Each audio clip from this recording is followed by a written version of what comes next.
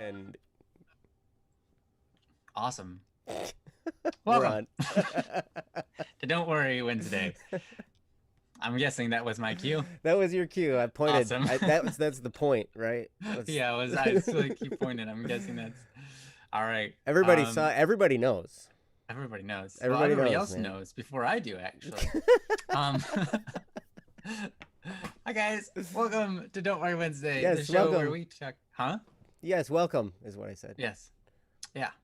Okay. If you want to take the show, Joe? Huh? You want to welcome everybody? No, you got it. All right, fine. Princess, you do it. Well, welcome everyone to Don't Worry Wednesday. Yes, she did it. Nice. Awesome. This is the show where we talk about whatever's on your mind. The show where we're talking about problems and issues and struggling and suffering and all of that kind of stuff. Really good stuff, you know, the fun parts of life. Now, basically, if you've never been here before, most of you guys have, but if you've never been here before, you can send in a topic to us through the chat here or to our forums or to our email. Princess has so diligently posted the links for those things, the email and the forums. So yeah, if you have anything that you're going through, anything you're struggling with, you think maybe people in the chat or ourselves, myself and Joe, could help with, that would be awesome, and we'd love to hear from you. You know, we aren't professional psychologists or psychiatrists or anything along those lines, but we have lived lives and made many mistakes. But in those mistakes, we've also had success. And so we can share that with you and hopefully steer you in the right direction. But most of the time, you guys know how to solve your own problems. You guys just need, I think we all need a little bit of encouragement.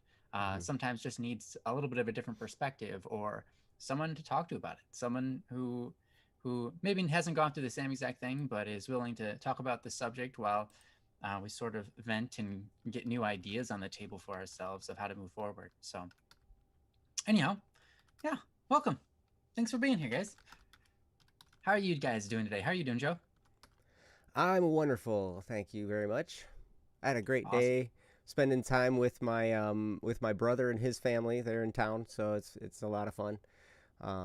Get to hang out with my niece, who is also my goddaughter. Nice. She's precious. And I'm sure. How old is she now? She's 8 months and 3/4. Yeah. Everybody's the 3/4 age. My one nephew is 7 3/4. My other my 5 3/4 nephew, he's 5 3/4. And then my niece is 8 months and 3/4. And the 3/4 is like the most important part. You have to make sure you say that. Oh yeah, yeah. I mean, when you're that young, the 3/4 makes a difference. Yes, right. Absolutely. When you're as old as dirt like us, you know, 3/4 right. is like. It's like, who's counting? I'm gonna have a birthday sometime. Like, okay, yeah, we'll get. I to still it. count that half myself. though. That half birthday. Yeah, the half. I've birthday? literally forgotten my own birthday many times over the course of my lifetime, only to be reminded by other people. They're like, "Hey, happy birthday!" I'm like, "Oh, yeah, happy birthday." I usually respond to happy birthday with a happy birthday. I don't know why. That's how you respond. You wish them a happy birthday? Yes. When I was little, I didn't know how to respond to that. So, but just like Merry Christmas or, you know, Happy Easter, I responded Happy Birthday as well. Of course they can have happiness on my birthday, right? How could I not extend that to them? Of course they can. And I hope they have a happy birthday on their birthday as well, right? Also with us is Princess. She's amazing, and she helps out a lot. How are you doing, Princess? I'm good. Good. Well, you sound good. You do. You sound very cutesy in that voice. Yeah. If you want, you can just use that for the rest of the show. Just kidding. I could try, I guess, but I don't even know what voice I did. That's great. You've got a few of them. You've got some cute voices, I gotta say. Yeah, that's true. There you go. If you get too loud, though, Zoom will filter it. That's true. If you get too crazy. She has this voice. It goes higher than the sky. And when she the sky even. Mm-hmm. To outer space. Yeah, it's like outer space high in pitch. And so when she uses it for like, little characters and so on, Discord will mute her because they're like, that's not a human being. That's something else. And so it mutes her. that's, that's great. Yeah, it's pretty awesome. But yeah. We have Kirby as a special guest. Awesome. Thanks for coming, Kirby. Yeah. Awesome. Moving on. Yoshi. Yoshi. I can't do Yoshi. That's more like Crawl. Anyways. Crawl is amazing. Anyway. Yeah. What's this show about? This show is about them. voices. Yeah. Well, I was actually just about to get into it, but then I read the Kirby comment. And then my bad. Let's get into it. My bag. I'm gonna go. That's fine. I'm gonna go through the list here, and if you hear your name, let us know. It means we have a topic from you, and we would like to cover it with you. If you don't hear your name, don't be offended. You can always send a topic in, and we'd love to do it. So yeah. Anyways, we've got Ian Lam, Pear, Ezekiel Games, Plowen, Drakon, Lord Francium, LG, and Toast with us today. Is anybody? That'd be really splendid. Yeah. And like I said before, if you have a topic you'd like us to talk about, just put it in the chat. Yes. But if you want to remain anonymous, of course, you can send it in email. I understand that sometimes you guys don't want to be open about everything. Sometimes, it might involve people that might even be here. So you just kind of want to make sure that things are safe. But I want to let you know that this place is a very safe place. No one's going to judge you. The people in our chat are amazing. They are. My goodness. They really are. It's interesting because as a human being, I can guarantee you that I won't judge, and I can guarantee just from my experiences with Joe that he's not going to judge you. But I can't guarantee anybody else, right? Well, I guess Princess too, but I can't guarantee anybody else because I don't have any control over anybody, really. Only guarantee is really me because I only have control over me. But yet, this community is awesome, and I've not seen any issues or drama in this chat ever, so it's really awesome. Yes, thank you for not judging. Honestly, there's no way I could ever judge anybody. Cuz I've messed so many things up. Like if I was going to judge somebody else for some kind of situation they were in, like I'd be judging myself. Because and I guess I do that from time to time, to kind of discern and guide myself in some ways. But that's it's good. But yeah, you're absolutely right. Judgment you will not find here, because seriously, we all find ourselves in situations. We find ourselves where we've maybe we even caused it. Maybe we made some mistakes and we are the perpetrator and we're in the middle of it. We find ourselves there. Sometimes things are forced upon us against our will. I mean, it just happens and we end up in a situation and now we don't know what we're going to do about it. And so, yep, I've been there. No drama. What about waffles versus pancakes? Wow. You're going to bring that up? What are you trying to cause drama here, Helmrock? Yeah. Were you on the pancake team or the waffle team, Ryan? Which team were you on again? We had a team. It was like a team battle. Oh, in a way, Team French Toast. I was, honestly, I'm in Team French Toast, but I do personally enjoy waffles more than pancakes. Agreed. But that doesn't mean that other people can't like pancakes. I think that's great too. Yeah, I really am happy for the people who like pancakes over waffles, because that leaves more waffles for me. Yeah, more waffle juice. Yeah, I said that to a person one time. I was like, hey, I a lot of times I'll eat a scoop of peanut butter. And I was telling somebody about some of my eating regimen, so like after I work out, I'll have a scoop of peanut butter because it's got protein and then it's got fats from the nuts and stuff. And I was like, yep. And oh man, I hate peanut butter. I'm like, that's perfect. I'm so glad. I think they were because that means there's more left for me. Like maybe it'll drive the price of peanut butter down if more people don't like it. You Yeah, know? yeah, that's great. One of the issues, like if you're eating a scoop of peanut butter and you dip the spoon in the peanut butter, right? And if they like peanut butter too, you can't double dip, you know? Yep, that's But right. if they don't like peanut butter, you're like, good, whole jar to myself. Like, heck yeah. I still can't bring myself to double dip. I have Yeah, a I'm jar not. of peanut butter that's all to myself. Mm-hmm. And you still don't do it. And I still can't bring myself to do it. I can't bring myself to put my own bacterias back into the jar and let it sit there until the next time I open the jar. Yeah, that's fair. I actually don't do that either. I never double dip, even when I have my own stuff. Like I have my own bag of chips and my own bag of or my own like salsa, and I'm just like, oh, I have part of this left. Let me rotate it so that I don't get my germs in there. That's right. That's right. And but it's building a good habit though, right? Yeah, yeah. Because then because if you just start doing it all the time, when Yeah, you're by you're gonna do it yourself, on accident in the wrong eventually, place. exactly. So Wrong sometime you'll be time. at this fancy schmancy party thing, and you'll double dip a chip, and somebody will like get all up in your face about it. Yeah. And one thing, another thing is some people have a bad habit of like eating over the dip. Oh yeah, You know what I'm saying? Like they, yeah. put a And cracker in, they're like, and then it drips or it's like, something. what's the point of that? Like, I get that you didn't double dip, but I mean, yeah, don't do that. Yeah, yeah. Now I will. Okay, there's one point in time where I double dip the peanut butter jar. Mm. And that is at the end of the peanut butter jar the very when end. I'm using a spatula thing, to scrape the sides and all that, I like scrape around the sides. And I know I'm never going to use this jar of peanut butter again. Right? When I know it's the last time I'm using it, then I will scrape and scrape and Yeah. all that Yeah, stuff, yeah. right? That makes sense. Yeah, totally. All right. Well, it looks like no one that we had said is in the chat with us today. So So we're just going to keep guys, talking about peanut butter. yeah. If you want us to talk about something a little bit more important, please write something in the chat.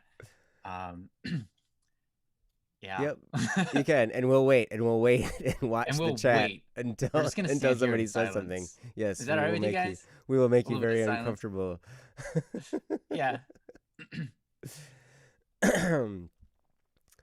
Well, that's nice of you, yeah, Sola. yeah. For you want to be able to share, even if you never do. That's awesome, because yes, Yeah. it's always good to have that option. What if somebody needed to come and eat your peanut butter? Yeah. What if a neighbor comes over and they're like, "Hey, can I borrow some sugar?" And you're like, "Well, I double dipped." The sugar. Yeah. Double Yeah. dip You know the how sugar. it is. Because you eat a spoonful of sugar and then you eat another spoonful. You just dip your fingers in, man. Well, can you imagine somebody like dipping a spoon? You know how you have like a jar of sugar sometimes, and get a spoonful of sugar, put it in your coffee, stir the coffee, and then go and dip in the sugar again after you stir the coffee. That'd be so gross. It would be. The sugar would be wrecked. The sugar would taste good, but it would be wrecked. Coffee sugar is good, man. It's kind of wrecked. Yeah, it gets all cakey. It doesn't pour anymore. Yeah, it doesn't. Yeah, it's different. It's changed forever. Yeah.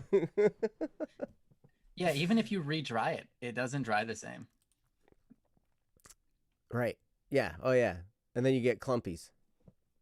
And so then you better have a really hot beverage in order to melt the clumpy. Yeah. Then you just turn it into caramel. Caramel or caramel? How do you say it? Caramel. Caramel? Properly. Yeah, well, you're from Michigan. Right. I say Princess, caramel. how do you say caramel? I mean, you just said caramel. You say caramel? She not says caramel. it properly too. Yeah. Or I Caramel? might say caramel. You might say caramel, like the French. Caramel. That's very. That's fun. Yeah, caramel. I can't say it like they do, but it sounds elegant when they say it. Everything in French sounds better in French than it sounds in English. What? And if you hear a strange Wait, word in what? English and you say it with a French accent, you might understand why the word is strange. Yeah. Wait, I know what? that was the weirdest sentence ever. Everything in French sounds better in French, but it's true. Yep. Everything in English sounds better with a French accent. That it can be pretty hard to understand That's true. sometimes. That's true. Um, but they do a pretty good job of our language, of not butchering it. Hmm. Um, the point of language is to understand it. So I don't mind if people have accents. It's cool. Yeah, but Caramel. it's always funny. Vanna says I used to think that caramel and caramel were two different things because if you see a commercial for a candy bar, that Yeah, has caramel in it, they always call it caramel. that's right. Like that. It's very interesting. And I was like caramel, but that's caramel that's coming out while they say the word caramel. Like, Yeah. I used to have this pet peeve. I realized it was dumb now. People would call, it's like they had a candy bar commercial and they would say stuffed with nougat, right? mm-hmm. And I was like, you guys are absolutely ridiculous. Caramel, you say caramel. Nugget, you say nougat. I didn't know that nougat and nugget were different things. I just assumed they were pronouncing nugget like idiots. It was this huge pet peeve I had. Like, it was Nougat. huge. I was like, every time I heard it on a commercial, nougat, I was like, I would go into like a fit of rage in my brain. Only to realize much later, I was like, oh, nougat's what the substance is called. It's not a nugget. Okay. Sye. Oh, I one igpe atenle. dang. Urshe. I'm not very good at Pig Latin. Ikle a osbe. Yes, Halmarock. Yes, I thought candy bars were stuffed with nuggets. Candy bars are kind of like nuggets of sugar and chocolate and etc. You're not good at Pig Latin? Oh, nay. What's That was Pig perfect. Latin? You see how bad I am? That was no. Yeah, I should say I one igpe atenle erive udge. Yeah. You just take Very you good. take the first letter of the word or the first syllable or whatever, and you put it at the end, and you say that with a at the end. Yeah. So Vanna says, I just submitted a topic. I would say I us j admitted say a opic te. Cool. I was just about to go to our old topics, but Vanna, you just saved us from doing that. Mm-hmm. So, Vanna, you're awesome. yeah. Yes. So now we can go to it. Yes. It is called Gone But Not Missed. All right. Can you post it in the chat for us? And by that I mean, can you do that The for link? me? Not Is that even the right saying?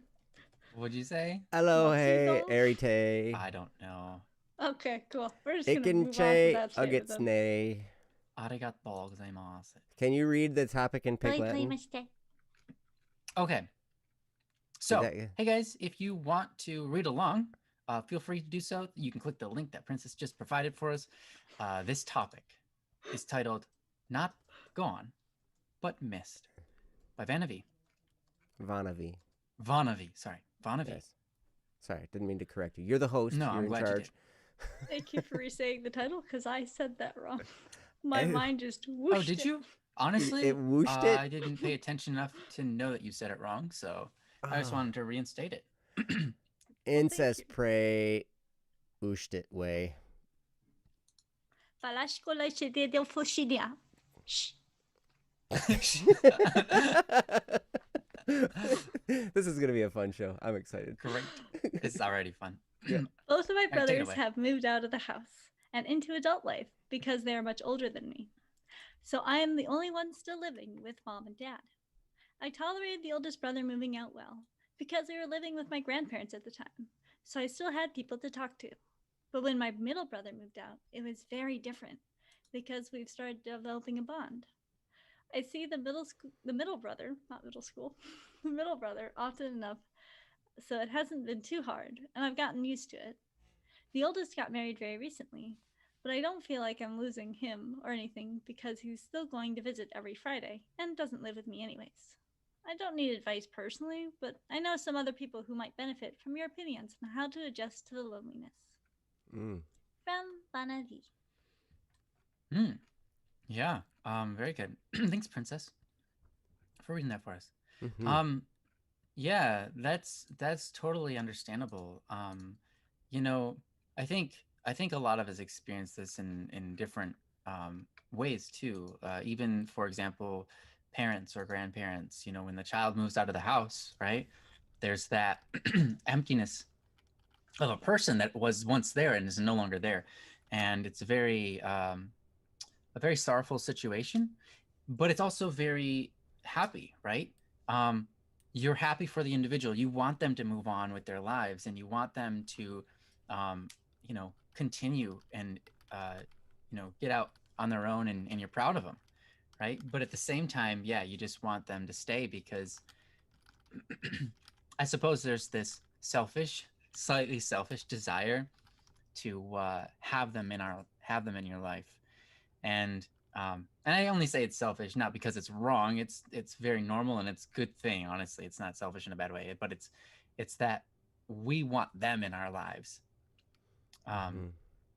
because they provide something that is joyful or meaningful to us by their presence, right? And I think that um, it it's important to be able to allow them to move on, right? And it might be hard at first, but I think that we all have to, at some point or another, let other people move on, um, at their own will, especially. But sometimes we also have to force people out. I know that there are many occasions where I've seen people like, get out of here. you know, Mm-hmm. we want you to have a life, not be Mm. stuck here forever. So go, get, even though we don't want to see you leave, we know what's best for you and that sort of thing, too. Mm-hmm. But that being said, I'm gonna give it over to Joe and see what he's got to say about the topic, as long as Well, he's ready. I yeah, I'm ready. I suppose I got. Okay, cool. I was just Princess. Really quick, got the summary up there, which was awesome. Thank you, Princess. And I Thanks, Princess. just was putting it up. Yeah, Vana, thank you so much for the topic. And yeah, this is definitely an interesting thing when someone that we develop a bond with ends up moving away, ends up, like you said, it's you see him often enough, so it hasn't been too hard. Um, but how do you adjust when something like that happens? And honestly, I've seen it happen even with like online friends when like you don't see them for a while or whatever. You might miss somebody, and it can happen. Now's kind of a time when we're gearing up for it. There are people who just graduated high school. They're going to be going to college. Life's going to change. They might end up being homesick. The people that are from the home there are going to miss them as well. And it's going to be a change. So then, how do we deal with the loneliness? It's interesting. One of the ways that I do it is through prayer. And I've learned to when I think about someone and it causes me some kind of heartache because I miss them or because something happened and we're not at peace with each other or whatever, right? And so I think of somebody and then I start, that feeling you get in your heart when it's like, like this, just thinking about this person causes me some kind of a pain. I've learned to pray for them, and I've learned to pray about them, and I've learned to pray that if it's a problem that they and I encountered, I pray for that to heal, and or if it's just that they're gone, I pray for their well-being, and I pray also because we love the people around us, and we're sad to see them go. For sure, and that causes us to feel some kind of loneliness. But one of the ways I've learned to pray is that, because if I love someone and I miss them when they're gone, that's not a bad thing. But if it causes me a whole lot of turmoil inside, then maybe I'm loving them in a possessive kind of way, in a like I want them to be around me kind of way, and I feel like I can't be without them kind of a way. And so one of the things I've learned to pray for also is that I pray to see them the way God sees them. I pray to be able to love them the way God loves them, because God loves perfectly. And hopefully I'm not offending anyone if you're not religious, but that's definitely one of the ways that I've learned how to deal with feeling alone and missing people, and just feeling that disconnection. But other things we can do are, we can hang out with the people that are around us. We can kind of try and get closer to people that are still with us. And it's never going to replace that other person, but it will at least give us something to do with our time, so we're not just sitting there thinking about this other person. One of the things that has been a problem for me is if I have a lot of downtime, my brain will just go crazy. If I'm sitting and not doing a whole lot. Now, these days, I'm usually pretty busy, so I don't have a whole lot of time to think about stuff because I've got stuff to do. But if I have time to just sit and think, that turns into a problem. Especially if I'm missing somebody, or there's some kind of loneliness feeling going on. So in those times, it might be good to, you could jump in the Static P Friends Forum. You could jump into some other online place and just hang out with some people or whatever, and, just talk. Those are some things you can do. You can also, things are opening up back now in Michigan, which is crazy. I thought they'd never open back up, but you can actually go out and do stuff. Go out and go putt golfing, or, bowling, or find some activity that you can do that just occupies your time. It's not bad to do that. In fact, sometimes it can be really healthy, and it's not like we are dishonoring the person who has left by, spending time doing other things. People, when they move on, they don't want us to sit there and, think about them all the time. If they love us, that's not what they want us to do. They want us to continue on with our lives too. They want us to keep moving. And so you can do that through finding activities. Another thing you can do is try and find a goal, try and find some kind of a purpose, something to run after, something to chase, a project to complete, something. And get into that. I'm a task-oriented person, so when I have thoughts of loneliness, partly because I'm an introvert, I also am okay being alone. And I can always find something to do, which is cool. But yeah, if you can find something to occupy your time, and if you can find something that you're passionate about that you want to chase after, that can be even better. And if you're people oriented, maybe you can find some other people to hang around. Maybe you can, even if it's just online, just have some interaction with some other people. It could be very, very helpful. But I definitely know what it feels like to be lonely. I know what it feels like to go through struggles and feel like you're by yourself. And man, it can really be tough.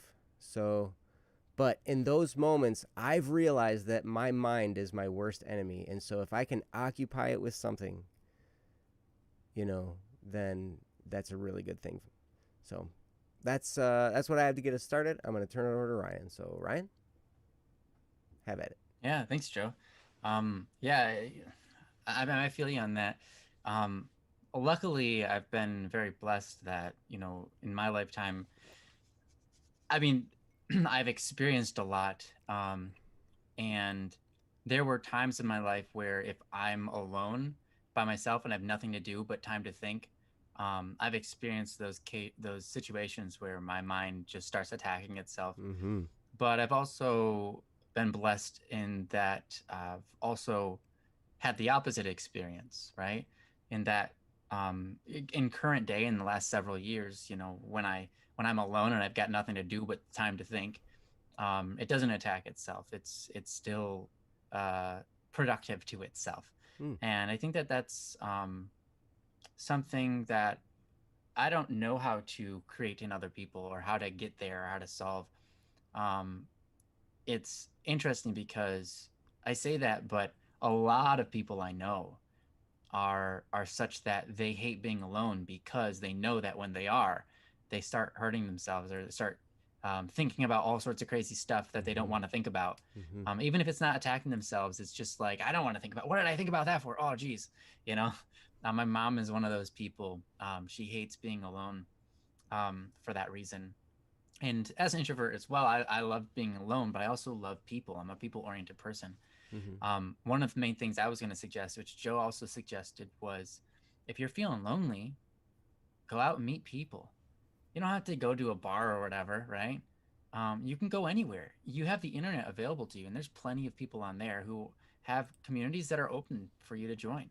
Now, you're not always going to find the right people the first try, but if you explore, you're going to find people you click with, right? And so don't ever count yourself out. You're fully capable, whoever you are, of making friends. Even if you are autistic and you feel like you're terrible at your social skills, I'll tell you what, I've made a ton of autistic friends. So that means it's possible for you to make friends even if you're autistic and you feel like you don't have social skills, because maybe that is something you lack. But where you lack, someone else will pick up, right? And that's what a good friendship is oftentimes anyways, right? A good companionship where someone lacks, another person can pick up. That's good, Mm-hmm. right? So even if you feel like, oh, I'm not very social, I can't go out there and make new friends. Put yourself out there, show yourself to the world, and be a blessing to it. And it will in turn be a blessing to you back in such that the right people will find you, right? The people who can have strengths when your weaknesses will gladly be your friends, as long as you're providing something for them too, you know. And I think that it's not necessarily always a friendship is one person providing another person, something, um, but that you can you can build friendships on helping them where they lack, not necessarily shoving in their face or trying to solve every problem for them, but just being there, and being a counter to their loneliness. So you both are lonely, but then you get together and you're not so lonely anymore. So, yeah, definitely recommend just putting yourself out there, making yourself present to other people, and allowing that loneliness to fade. But there's another kind of loneliness that exists out there, and that loneliness persists even through uh, like friendship and so on. There's a loneliness that exists when you are around a group of people and yet you feel alone. Mm-hmm. You're with your friends who you swear by are your best friends, and yet you still feel alone. And I I hate to be rude or anything like that, but there's only one way to solve that, and that's to start thinking a little bit better about yourself. Because that feeling of loneliness, if you're around other people and you're around good friends, good company, and you still feel alone, the reason is because you're being way too focused on yourself. Mm. Because you're not present with the people around you, you're stuck in your brain. And so you feel alone because you're not really with them, right? So the answer to that is to just be with them. Don't don't don't try to figure out in your brain how they feel about you. Don't play those kind of mind games with yourself. Just be there for them. Mm-hmm. And your loneliness, I can't guarantee it'll go away right away, but it will start to go away over time because you are retraining your mind to stop being inwardly focused when you're around other people, because that's a lot of times what makes you feel so alone, is that you are so concentrated on yourself you can't be with other people. But you need to embrace them, right? You need Mm-hmm. to be with them. right? So if you experience that kind of loneliness, that's my best advice, is make yourself present to them. Don't focus on yourself. Don't try to figure out what you're going to say next. Just be there for them, with them, and really focus in on that person. Notice the beauty in them and allow that to shine, right? Tell them the things you see about them that are beautiful and that you admire, that you think are maybe something that you wish you could do or you had, right? And just don't say it so as to bring attention back to yourself and your own faults, but say it to glorify them and their humanity and their brilliance and understanding and all of that, right? So I think that if you're feeling lonely, of course, obviously the solution would be get better friends. No, it's not always that case. Sometimes it's just get better yourself at being a friend, right? And that's harsh because that's focused inwards, and it's like, oh, I'm the problem. The fact that I'm lonely is my fault, and so it makes us want to beat ourselves up even more. But we don't win by beating ourselves up anymore. We win by acknowledging the truth and then working on it, right? And I think that's really important. And I think that maybe that's one of the main reasons why I feel comfortable standing alone and my mind doesn't attack me or start thinking about things I don't want to think about when I'm alone, is that I've had a lot of time to spend in practice in the idea of trying to when I notice something about myself that I don't like, not picking myself apart about it, but just recognizing like, oh yeah, that is an issue. Let's start working on it, right? And it's interesting because that doesn't require necessarily you to be a positive person. You can be positive about everything and it doesn't necessarily change anything. It's about being real, right? Now, a lot of times when people say, oh, I'm just a realist, what they really mean is I'm a negative jerk. No, to myself. No, it's true. I'm a pessimist is what they're really trying to say. Right. Yes. They're not trying to, they're like, I'm a realist. No, you're a pessimist. If you're a realist, you're both pessimistic in a way and positive in a way. You identify the truths that exist. And you say, yes, this is a problem. I'm not going to ignore it. But yes, there is a solution and I'm not going to ignore it. Right? And that's really important. So if you find yourself feeling alone in that way where you start to attack yourself, think about that. And just recognize like, yeah, that is a negative thing. But there's a positive to that. So let's navigate. Let's try to move this forward. Let's try to do something good about this. Right? There are cases where you're thinking about something you have no control over. And in those cases, you just have to drop it. And that's not always easy, but you just do. You're like, well, it doesn't serve me any good to think about it. I mean, there's nothing I can do. So what's the best course of action? Carry on. Carry on to better, brighter things that you can have focus on, that you can have control on. I mean, sometimes letting go isn't easy, but you just do it. You start doing something, moving forward, right? I think that helps a lot. But yeah, if you're, if you have a person in your life and they move away and you're feeling that loneliness is your heart respecting the value of that human being. That's your heart recognizing the value and importance of that human being. When someone dies, our heart aches, right? Our heart aches for that person. And it's not because we're selfish and we want them in our lives. We can even be glad for them that they're dead because they've moved on, right? There are many cases where that's the situation in our heart where we're glad for them, but yet it aches. That aching is a response to the value of that human life. And I say that's important to know because it can help us in how we act towards the people that are alive in our lives or are present. Maybe they're not dead, they just moved to a new location. We don't get to talk to them anymore. But our heart aches because we recognize the value They are. Let that change you and define how you treat the people that are present. Because if you recognize that pain and you go, that pain is value, right? Everything that's valuable has a cost. And cost is something that should be a form of, like, it's often a form of suffering, right? It's a form of giving.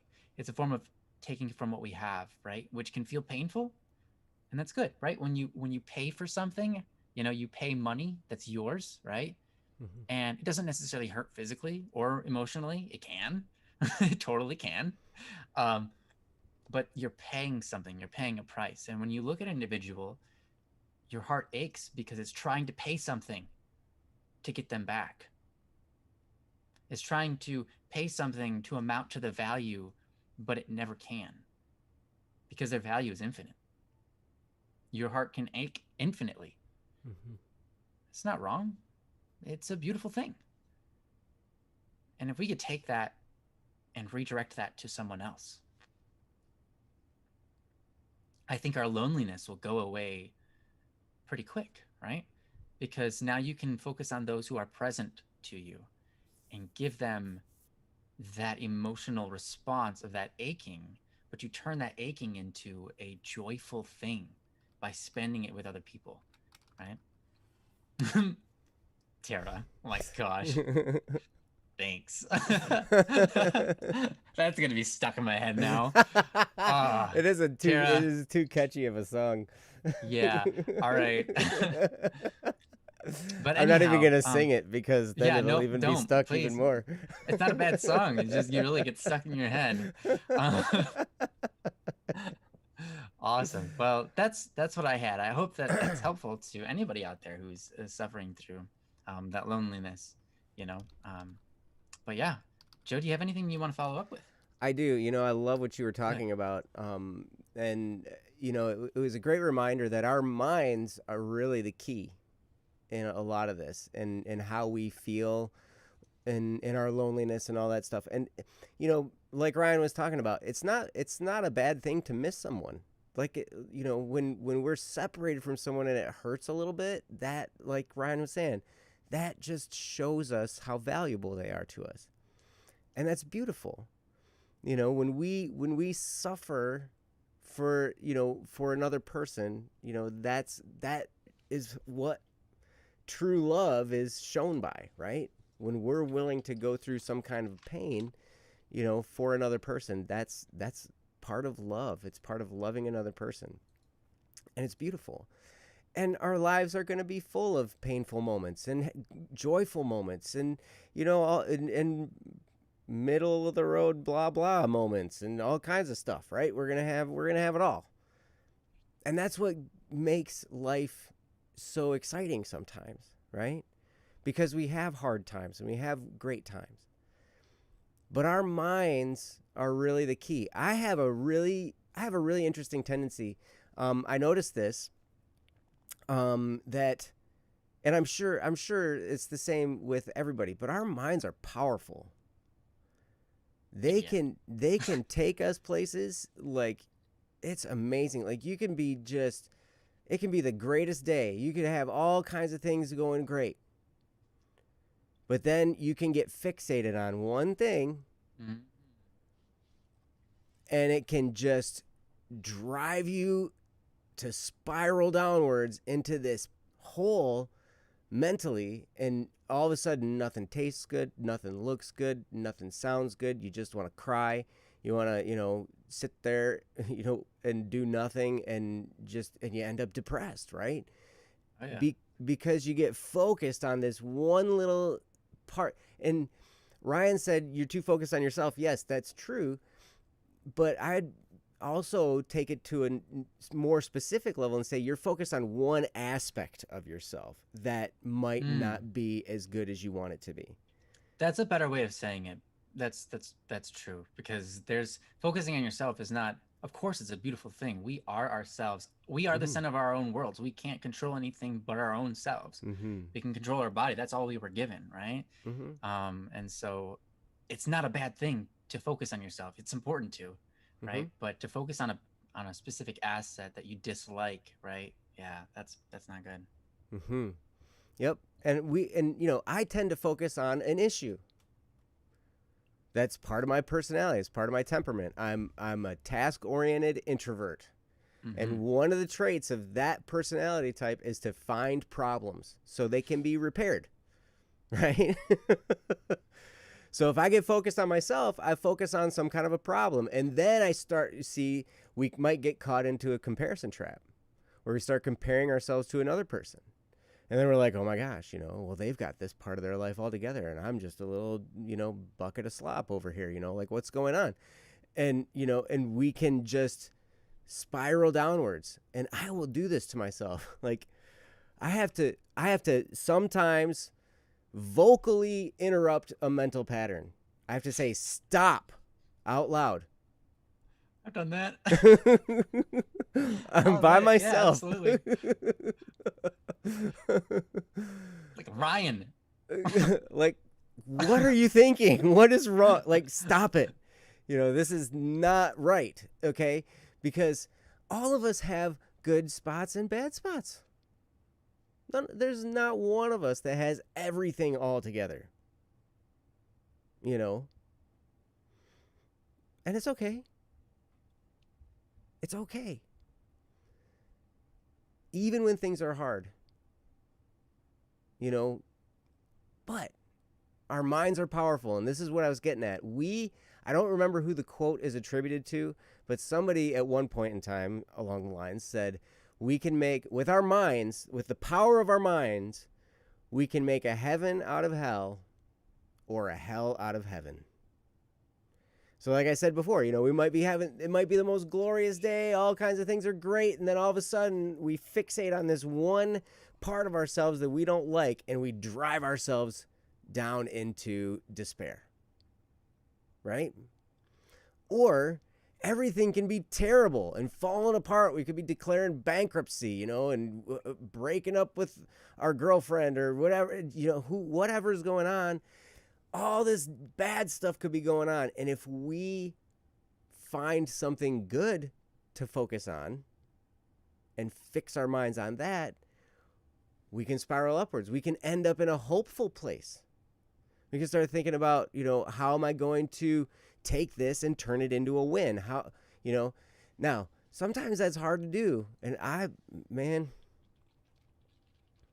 I'm usually bad at it.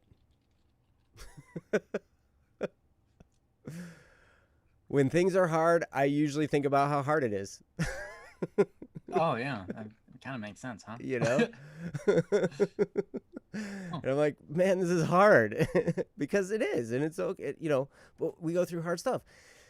But still, that doesn't mean there's no hope. That doesn't mean that, things won't be better in a week, or maybe even the next day, or maybe an hour from now, or maybe just a few minutes. Maybe all it's going to take is an interaction with a friend, and that might bring us up a little bit.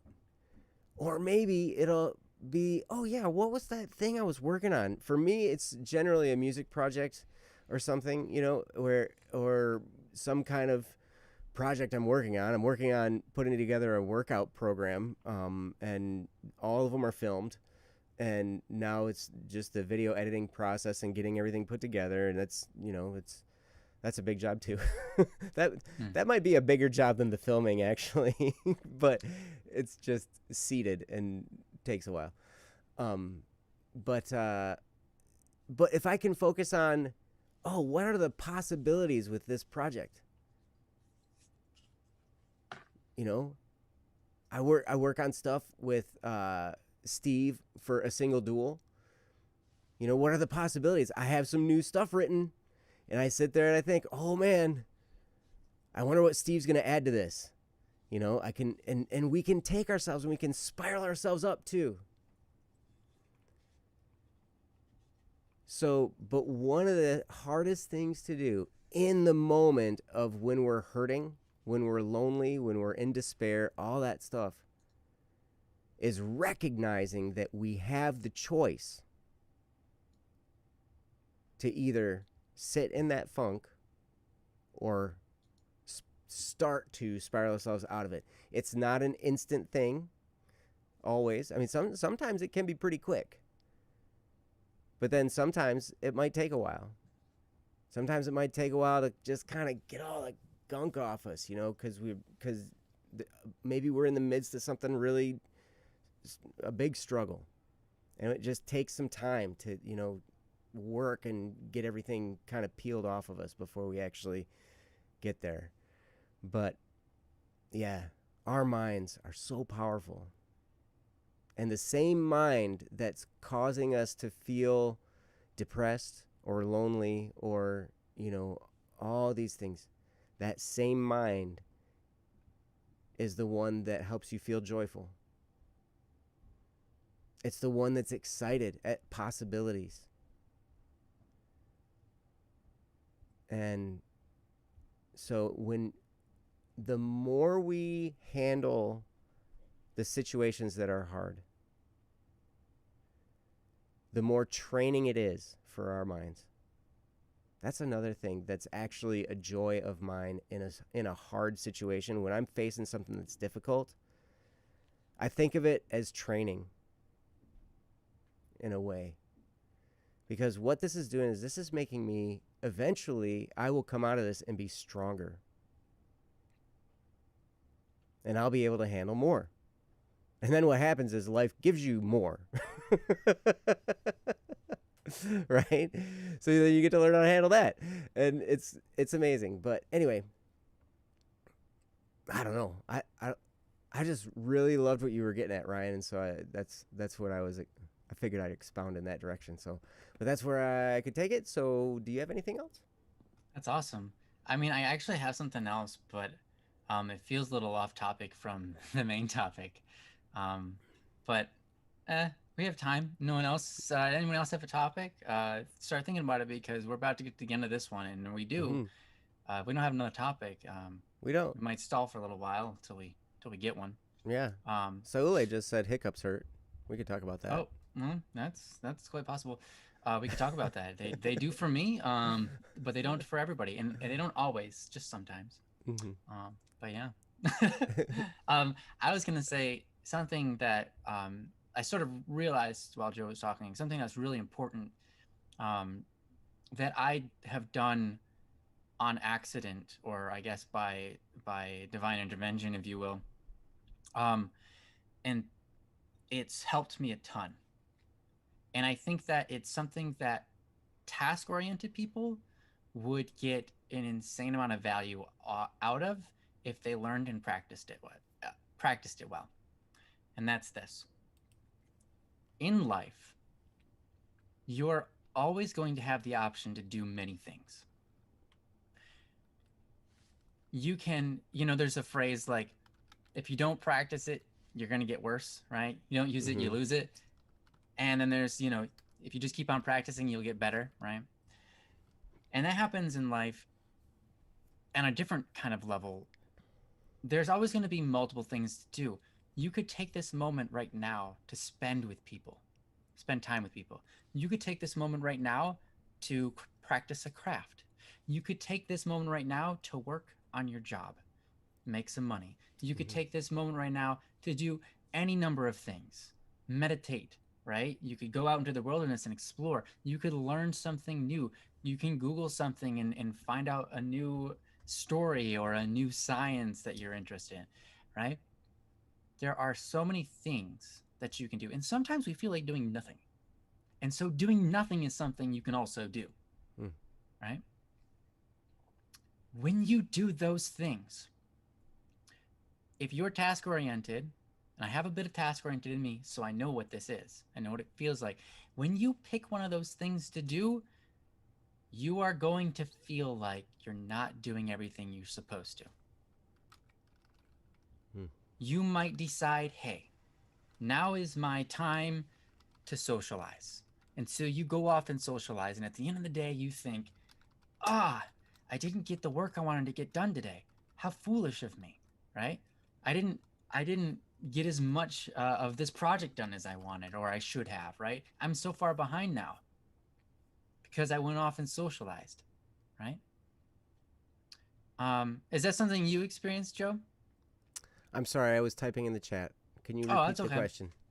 Oh, like you go off and you socialize, right? And you say, okay, now is the time I'm going to socialize. Then at the Mm-hmm. end of the day, you're thinking, dang it, I'm so far behind on everything. I need to catch up. I didn't do all the work I was supposed to do. I need to do. I got all these projects, right? And you're going to feel that way.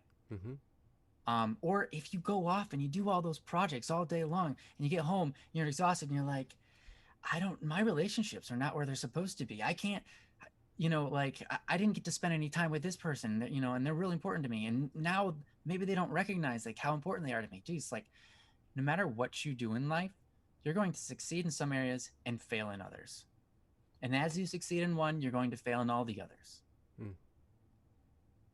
That's not what life's about. I think it's important to recognize that that is the case, Mm-hmm. right? That is the truth. Mm-hmm. And if we hold that against ourselves, we will not be able to handle ourselves in moments of silence. Because we're going to be so worried about the things that we can't do, Mm-hmm. that we can't do anyways. Mm-hmm. And we need to be able to let go of that, right? We need to recognize like, I'm not capable of doing everything. I'm one person. And I'm only capable of doing as much as I do, and even doing nothing is important at times, right? So do what you do for purpose, right? For a reason, right? You you you know, I like to say keep the main thing, right? Um, and that is define what the main thing for you is, of course. For me, it's to be a light on the world, to reflect God, and that's mine. But if you're not religious, it can be anything. Mm-hmm. But pursue that purpose, right? And sometimes you're going to hit it and sometimes you're not. But our lives continue and we can always have the next day, right? Don't ever beat yourself up for the decisions you've made throughout the day that you can't change. You have picked the route for that day and you have done it, right? The rest doesn't matter. What you can do is pray for those moments. Pray that those moments are made worthwhile, and that's all you can do. Because in the end, it's not up to you what success you have and what success you don't.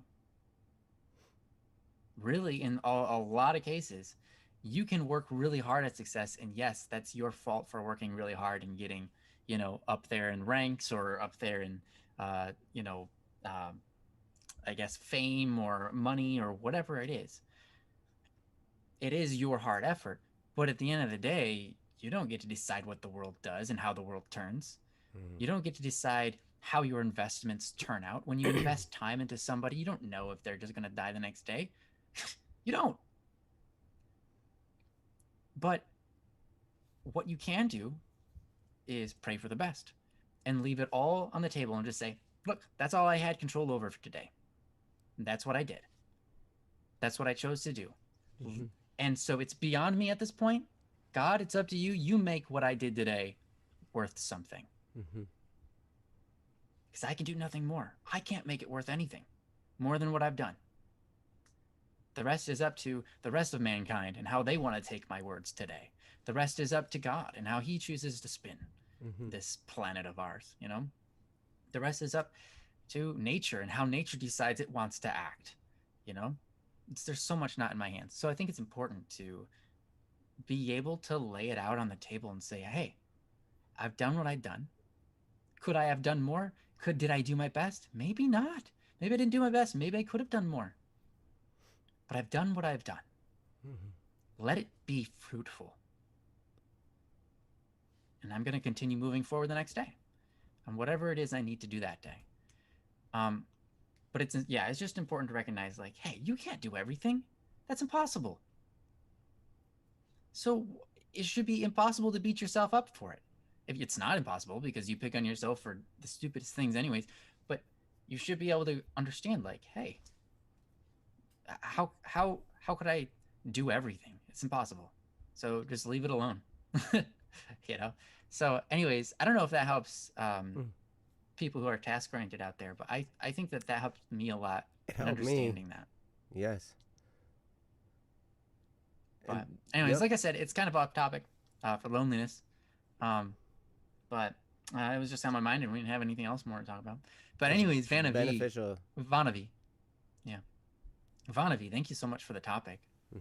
We do appreciate it, and like you said, it's not necessarily for you, but it's for anybody who's suffering through loneliness. And I think that that's very noble and very kind of you to submit this topic for that cause. So we appreciate Vanavi. You're awesome.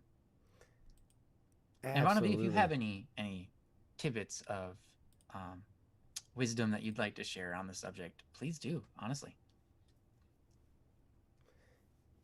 Yes. Yeah. I don't. She said she had to leave. Oh, that's right. So she did yes. say be back. I don't know if she left it again. Yeah, she might not be back yet. I haven't seen her. I haven't seen her in the chat in a while. So yeah, that's fine. Yeah. Tara says 30 minutes is long enough to drink 23 cups of hot chocolate. 23? I don't know cups? how hot your hot chocolate is, but if it's hot chocolate, boy, you better have like an asbestos mouth or something, you know, like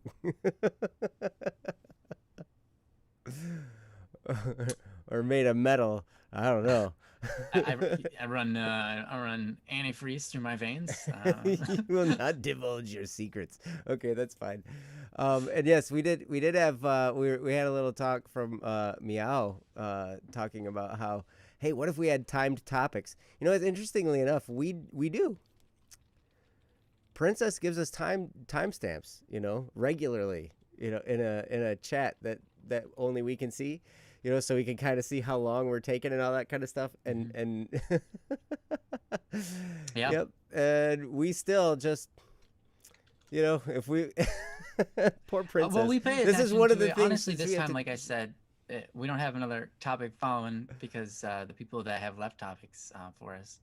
Yes. We're not here, but we do have some topics though now, so we can. Yeah, yeah. I'm gonna go ahead and follow through that and read through this list again. If you are here, let us know in the chat, and we will gladly get to your topic. So we've got Ian Lam, Pear, Ezekiel Games, Plowen, Dracon, Lord Francium, LG, Toast, an anonymous one, and Gero. I hope I'm saying that correctly. Gero. And Gero is here. Yes, Gero is here. Gero is here. I saw Gero in the chat. And Anonymous might also be here as well. Okay. So. But I think that Princess would know better than us. Oh, Gero is also Plowen. Oh, we have another one from Plowen. Square one. Yes, we do. So hey, would you like us to start at square one? Yes. That was out of date, so skip it. Okay. All right, so we can would we have your permission to do that one at any time if we run into a situation where we need a topic to talk about? No. Oh, wait. You responded that was pretty quick. I think before you asked, so okay. All maybe right. Yeah, it's fine. Yeah, if you don't want us to cover it, no problem. Sometimes it's just nice to have them on. No, we have yes, of course. Yes, of course. Okay. It's nice to have them on hand in case, like a day like similar to today, where we don't have any topics, or people here with us that had submitted topics. We can always do one from the old rundown chest, and rundown chest. It helps a lot to have those. So, yeah, rundown store. I don't know. We purchased it from the old rundown store. Canadian store. Old yes. Well, let's do this death one. So let's do Gero's. Yeah. Yeah. Gero. Awesome. Once everyone is ready, I'll go ahead. This one is titled Gero, and this one is from Gero, and it's titled Death. Princess, just post the link in the chat for you, so if you want to read along with us, just click that link and go ahead. Princess is going to do the honors of reading it for us, so thank you. It's quite short. Can you talk about death? I was visiting some cemeteries, and it reminded me of how scary it is. Thanks, Princess. Yeah, that's interesting. We would love to talk about death. I've gone to cemeteries before, and luckily I've never been afraid or felt scared. Usually I feel more at peace when I'm at a cemetery, but I think that's a lot to do with, perception, a lot about how you see things. Um, you know, I Death can be scary. Death Mm-hmm. can be scary. I think that even people who say they're not afraid of death, given the right scenario, death is scary for them as well.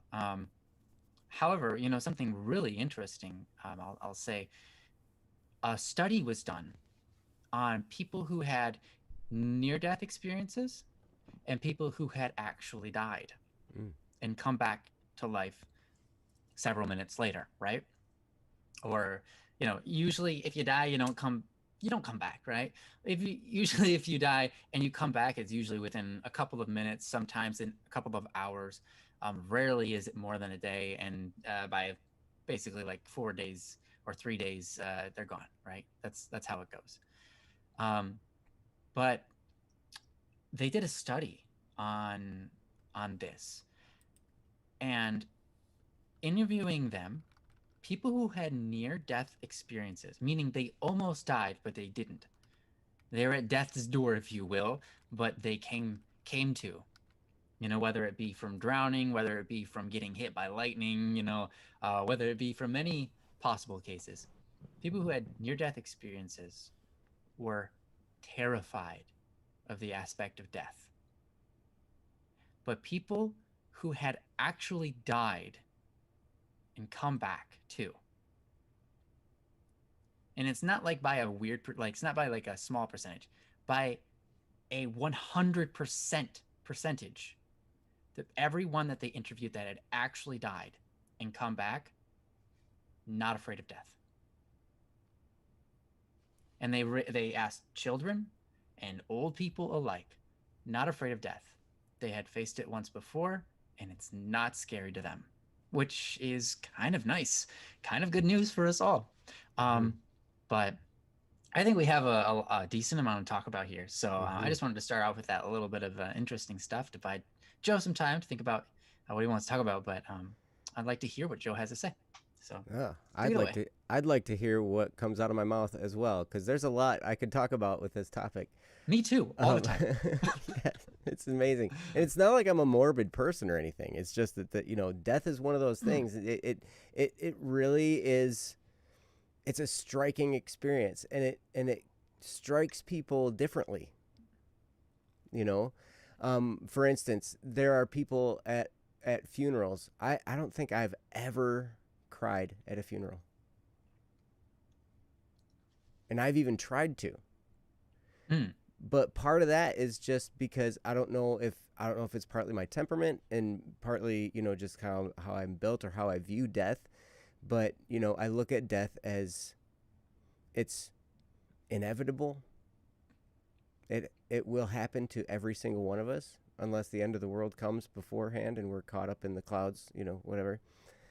Um, but I look at it, and part of this could also be because of my faith, because I'm a Christian, and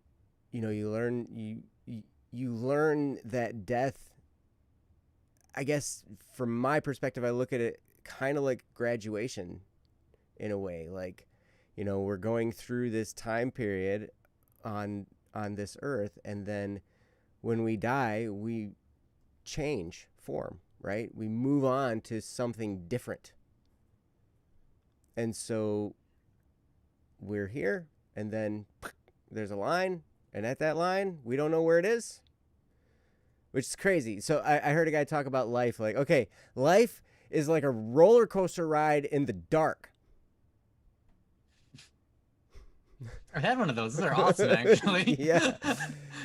Because you never know when it's going to end. There's a brick wall right there that you're going to hit sometime. You don't know when it is, right? But you're on this ride, and it's got some great times and some scary times and some awesome and some terrible and all in between, right? You're just twisting and turning through this thing, and then all of a sudden, I like your stopping of the trains, of the roller coaster sound. It's not. It's Yep. splat. Ooh, It's just like, that's not a good we're end. done. Yep.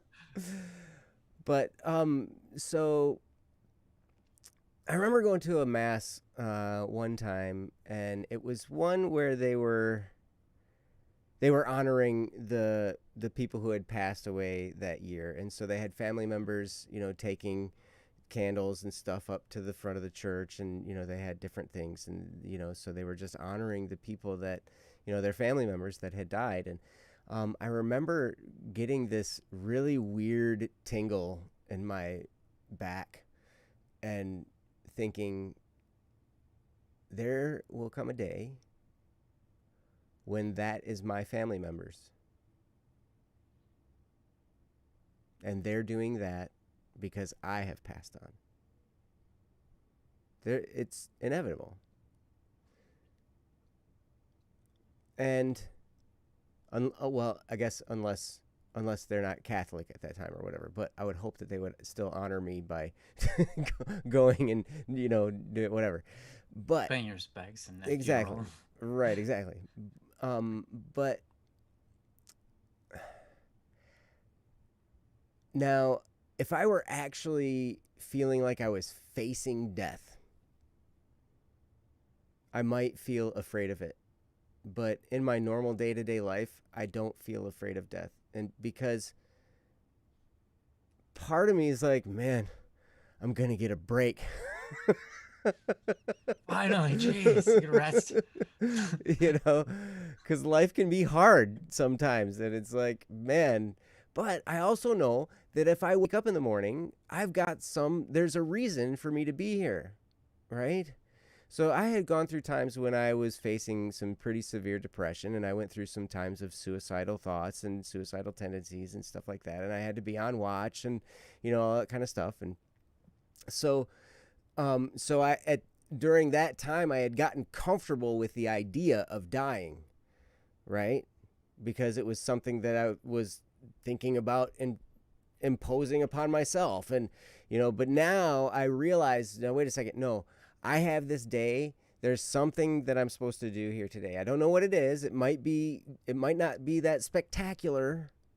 It might just be a few moments of something that makes a difference in somebody's life. But, there's something that I'm here to do today. Otherwise, I would not have woken up. Right? There's a reason for me to be here. But that's still, I look forward to graduation. I had senioritis when I was a freshman in high school.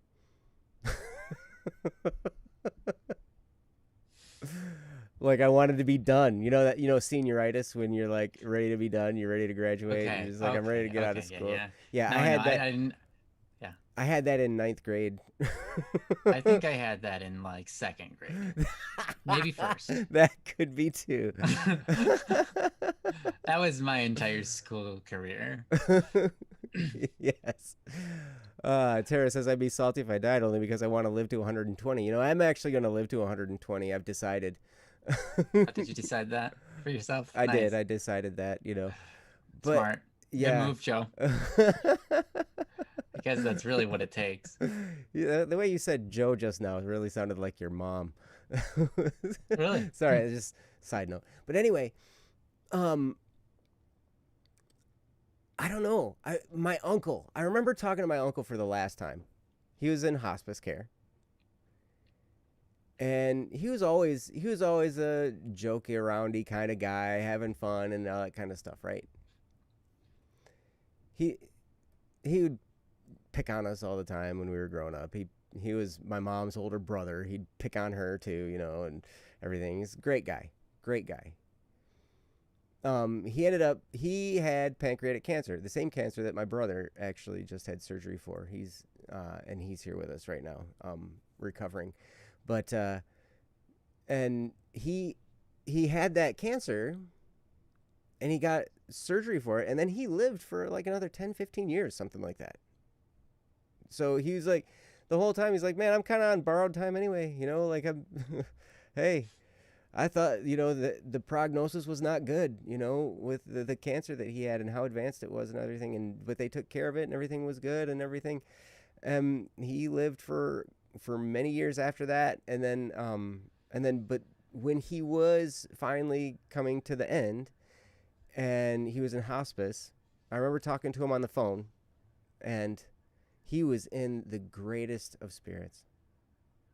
He was so excited because his wife had died a few years ago. He was excited to see her.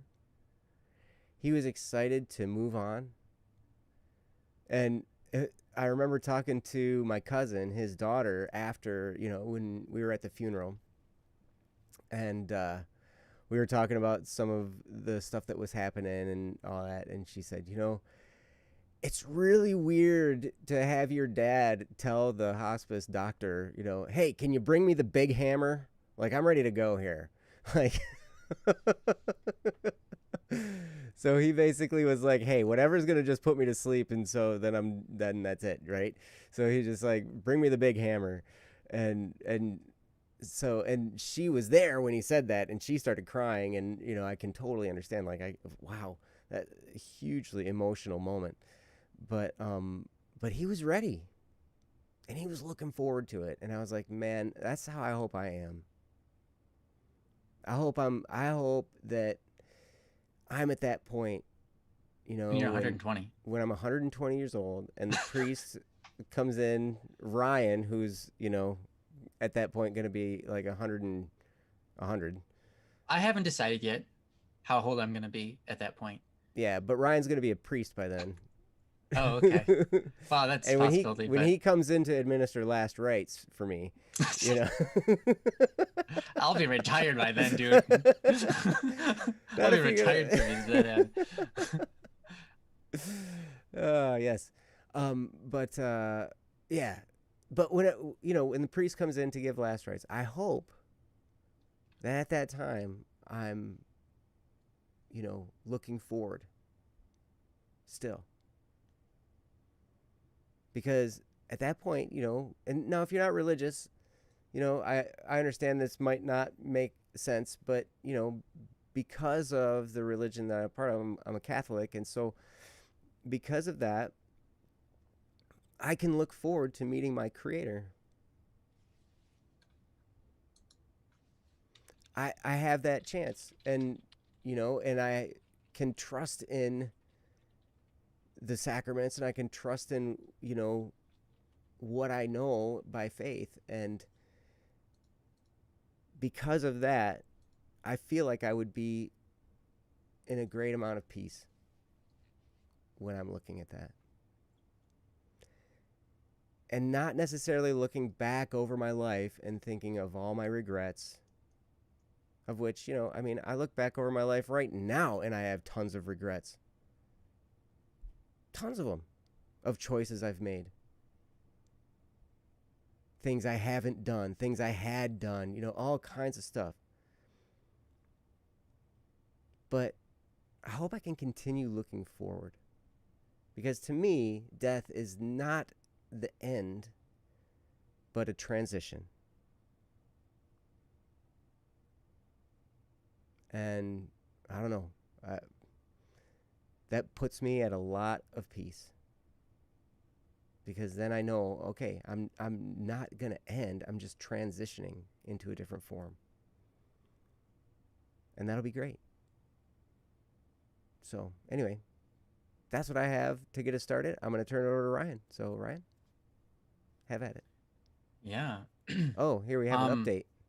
Yeah. Gabriel says, I'm an Episcopalian, and frankly, life after death scares me just as much as there being nothing, because I've been told that even if I go to heaven initially, there will be a second judgment day. If I go to heaven initially, there will be a second judgment day. That's how she said that. And true. I worry that I won't make it. Well, it's kind of an interesting thing because we're both Christian in this scenario, but we have maybe slightly different beliefs on, of course, I guess, being saved and and all of that. But our beliefs are more similar than they are different. Mm-hmm. And I think that that's important, and what I'd rather focus on. I think a lot of times people who who who are who are not Catholic think things about Catholicism that aren't true, Mm-hmm. um, That's true. and Catholics do the same back to everybody else. That's So very true. every religion does it to everybody. Yes. Do you know about the second judgment though, Ryan? Do you know about the whole deal with Oh yeah, that? feel free to share. Go ahead. Okay. I'm sorry. Just in case I don't want just in to. case I have it wrong. I just want to. Do you Yeah, know no, about it? please do. Go ahead. Go ahead, I'm and it will sorry. help the chat too. Okay. The idea of the second judgment is the first judgment is basically like, okay, that's where they are determined, okay, this is where you're going to end up, whether in heaven or in hell, and you may have to go through time in purgatory first, to detach yourself from sin. But the second judgment isn't another judgment of you saying whether you're going to go to heaven or hell. The second judgment is basically bringing to light all of human history and how our actions fit into human history. So it's basically a reflection of how our lives fit into the balance of human history and the choices we made and all that kind of stuff. So it will be made clear to us the ramifications of the things we did. And is that economic? Economic judge? What do you mean? Yeah. I guess in terms of repayment or reward for the good I deeds and the don't bad deeds, know. etc. I don't know if it's. I know part of it is, that, it's the verse about God will vindicate the righteous.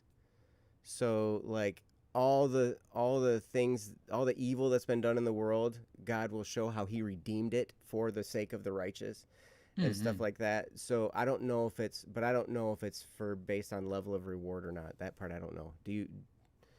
This is something where I would defer to you. Do you know about this idea in the I do second not. judgment? Okay. I know Hippopotamonstrossus quipedalian, a phobia, Okay. but as Tara just said. But Anyway, sorry, I did not mean to interrupt you, Ryan. No, thank you. That That not my helps. point. So that's kind of an interesting thing that Gero stated then, because they're not afraid necessarily. Um, they aren't necessarily afraid that they're going to get to heaven or hell or whatever. Um, well, maybe you are. Are you afraid that you won't get to heaven? I guess is that what you're afraid of on a personal level? And then maybe even more so afraid of the people whom you know that you love dearly, that won't be able to get to heaven. That's fair. Mm-hmm. That's an honest and real thing to fear, and I get that. Mm-hmm. You know, here's the thing. God is love. God is just. God is merciful. God is kind. God is forgiving to the whatever it is, right? Read when Moses did his thing. It's geez, part of the book is that. Shoot. Anyways, What part regardless, of the the part of the book, geez, for some reason my brain's not coming to it. When they go through the desert and all that kind of stuff. The Exodus? Thank you. Yeah. See, my brain sometimes just does not come up with the right words. Man. Exodus. Yeah, in Exodus, there's a line that is the most repeated line in Jewish history. They use it in a ton of their ceremonies and things like that. And it's the line of essentially that, describing who God is. And that he's good, he's kind, he's forgiving, etc. But this is an interesting thing. It's said in many different Christian religions who does the judging of humanity. But ultimately, the final judge is God himself, right? It is God who decides for us whether we get into heaven or hell, right? In Christianity. So, and even if you think Peter is the judge or whatever, I know there's a couple of different ideas out there. Ultimately, that's in God's decision to give him that power, right? Mm-hmm. It ultimately all falls back on God. I think it's important to know God, right? The more you know God, the more you understand his will, the more you understand his wishes. But you also understand his forgiveness and his mercy and his understanding, right? His pardonings, if you will. When God made us, he didn't make us perfect. And I've said this many times before, right? God didn't make us perfect. So he knows that. He's not going to put a limitation on us like, not perfect enough. No, God made us good. And we are here to do good, right? Good things. I think that there's a couple of things that really reassure me personally. One, I try to do good. I have a good heart. I'm not perfect and it's not good all the time, but I do good. But one of them that's super huge for me is replicating God in his mercy, right? If you know the Our Father, right? Our Father who art in heaven, hallowed be thy name. Thy kingdom come, thy will be done on earth as it is in heaven. Give us this day our daily bread, and forgive us our trespasses as we forgive those who trespass against us. Mm-hmm. Right? We are to act like God. As God forgives us, we are meant to forgive others. And as we forgive others, God acts like us. He says so many times in scriptures that if we are forgiving of others, if we pardon others, and we love others, he will reward us by granting us that same mercy.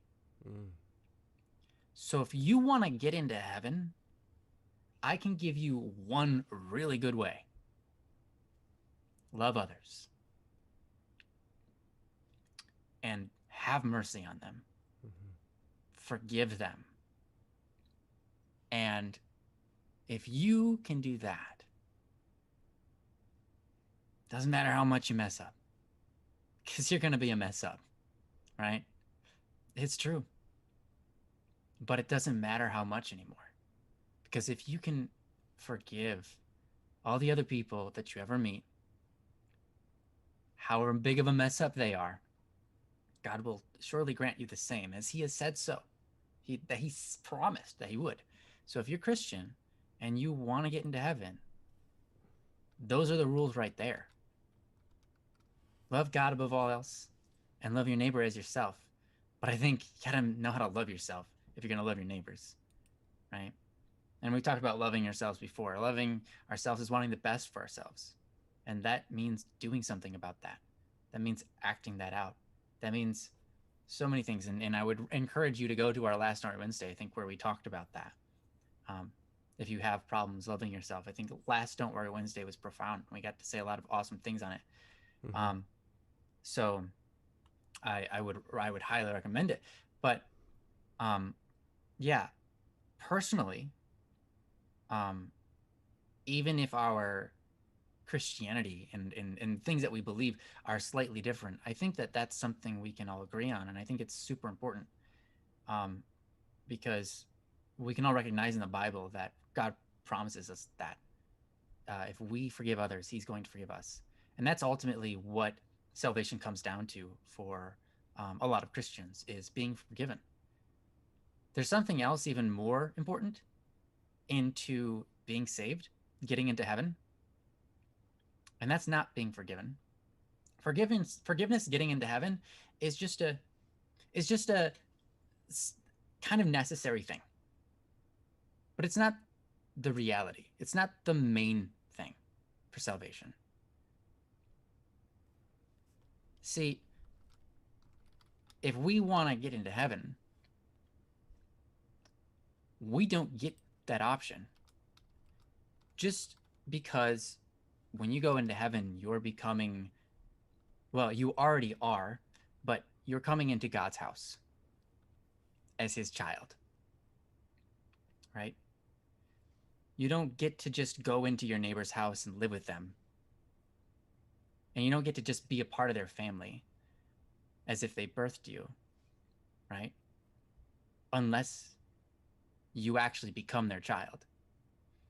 When God comes down and he makes a covenant with us, right? It's to make you his adopted child. God wants you in his family. Mm-hmm. And he wants that for everybody, right? In Christianity, that's how it is. And that's beautiful. God wants you to be a part of his family. He doesn't just want you to do good things. He doesn't just want you to be holy and perfect.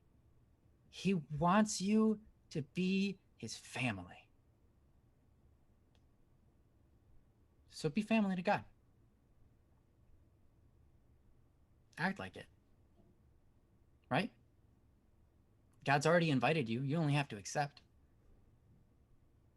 It's beautiful. So don't worry so much about it. You can only do so much. You're not the judge. But if God's offering you to be his family, be his family. Right? That's simple. But it's simple, but beautiful, profound. But anyways, I'm going to shut up. I'm going to get over to Joe and see what he's got to say. Wow. You ended on one of the most profound things. That was awesome. So I appreciate that, because it's really, I get from your sentiment, Garrow, that you're scared you might not make it. You worry that you won't make it. So you've been told that even if you go to heaven initially, there will be the second judgment day, and you worry you won't make it. Well, I don't think, based on what I've read and studied about, last things, the second judgment is not to determine whether or not you go to heaven or hell. The second judgment is basically, the recognition of how things happened throughout history. The first judgment is where the determination is made of heaven and hell. And if you go to purgatory, that's like the doorway to heaven, right? Because purgatory is like where you're purified in order to go there. So, oh my, we have some interesting letters from. That's Russian. Is that Russian? Okay. Yeah. So I don't speak Russian, or else I would greet you in Russian, but that's one of the ones I don't know. Yes. But good morning, Eve. So anyway, Garrow, hopefully I can set your mind a little bit at ease. Ryan is absolutely right. We can be God's family, and to act like that is really what God wants. Really the law for us to follow is to love God and love your neighbor. That's the whole of the law, and the 10 Commandments are just specifications of that, right? I think it's the first 3 or 4 commandments are about loving God, and then the rest are about loving your neighbor, right? So basically, but then how that plays out in real life. So but anyway, but that's really it. And I've heard a couple things that really made a lot of sense to me that might oversimplify things a little bit, but they really get to the heart of the matter. And it helped put my mind at ease with this stuff a lot. And it is that in the end, there are 2 types of people. There are the types of people that said to God, "Thy will be done."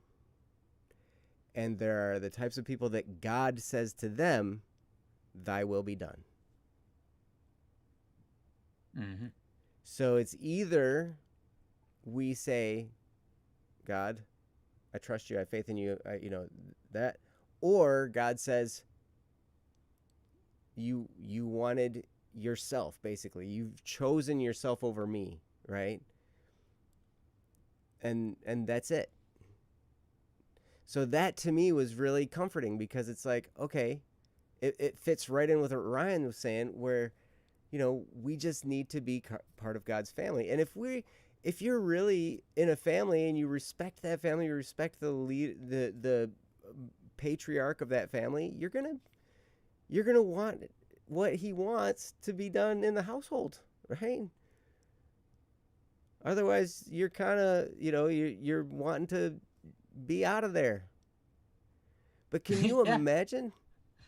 Like, I mean, God doesn't want to force anyone to be with him. You know? And so the other statement I heard that was really good was hell is a prison locked from the inside. Like we choose that. We literally do.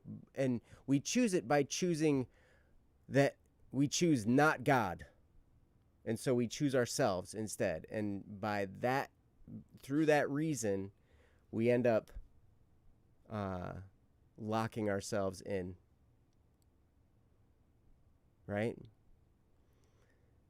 So really, I don't think I used to be really scared. I don't know if you can relate to this, Garrow, but I used to be really afraid that I would be shocked. I'd be like, I thought, oh, it was C.S. Lewis. Thank you. Yep. Thank you very much. C.S. Lewis, great stuff. And he was Anglican, which is Episcopalian. Yep. So pick up some C.S. Lewis. If you're looking for some C.S. Lewis that really is great, oh my gosh, there was the best C.S. Lewis story I've ever read. It was short. It's called The Great Divorce. Oh my gosh, I reread that story, like almost annually, I think. And I get through it in like 2 days because it's quick and it's engaging, so you want to keep reading. But read The Great Divorce by C.S. Lewis. It does talk about, it talks about it's a fiction based on what could kind of be the way things are, in the afterlife. Right? And the great divorce isn't a divorce of a husband and a wife. The great divorce is the divorce of ourselves from ourselves and our selfishness. Which is really, a couple things happen. That's what we need to do in order to get to heaven, right? We need to put God above ourselves. And live that way, right? But also what that does in our own lives while we're here, it makes our lives so much better. And it ties in with the last topic we had where we're not focused on ourselves now. If we can detach ourselves from our desires and our base wants and all the different things that we want for ourselves and, all this stuff, if we can detach ourselves from that, it brings us peace. Yeah, because you will always find yourselves always wanting. Mm-hmm. Always wanting more, always wanting more. But if you can forget yourself, not necessarily hate yourself or betray yourself, but just, I guess, divorce yourself in that sense. Yeah, you come to peace because you find yourself no longer being pulled by desire, but being free to choose what's good as opposed to what you desire. Mm-hmm. Yep. Another way that I came up with this analogy actually, and I shared it with my my confessor, and he was like, "Yep, that's right on track." Based on theology from Thomas Aquinas, who all these guys, right? And he was like, "Yep." So basically, the way I view things is God's unchangeable. He doesn't change, right? So God is continuously pouring abundant grace onto the world. So when we pray for grace or when we repent of sins or whatever, it's not that God looks at us and says, okay, you get more grace then. You get more grace. No, God is constantly dumping it over us. But if we are proud and non-repentant and, like selfish and all these kinds of things and non-forgiving, like Ryan was talking about, what it does is we close ourselves off from receiving the grace that God's dumping over our heads. But when we repent and when we forgive and when we do all these things, detach ourselves and focus on God, what happens is we open ourselves up to then receive the grace that we are saved by, right? So we're saved by grace. And I will encourage you, one more thing to encourage you on. Yep, exactly, Tara. God is always giving, but we aren't always receiving. We're not always postured properly to receive. And that's why repentance is so important. That's why I love my favorite sacrament in the Catholic Church is confession. That's my favorite one. I love going to confession because it separates me from my sins, and it helps me when I vocalize them to the priest. I'm able to say, this is not a part of me. This is not who I am. This is something that I did. I'm responsible for it, but it is not who I am, and I'm able to be separated from that, right? And it's a beautiful thing, and that's one of the reasons I love that sacrament. But before I had access to that sacrament, I would pray Psalm 51. And I would encourage you, Garrow, if you're feeling uneasy about whether or not you might get to the end of your life and be surprised, like, oh my gosh, wait, I thought I was doing these things right. You mean I'm not good enough? I don't think that will ever happen. I don't think there will be a scary judgment like that.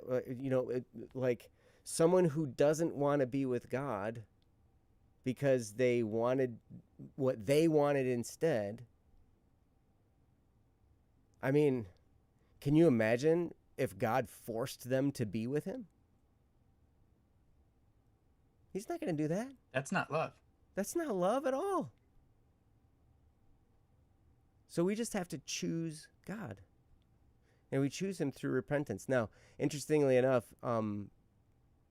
it talks about in Psalm 51, my sacrifice, this is verse 19, my sacrifice, O God, is a contrite spirit, a contrite, humbled heart, O God, you will not scorn.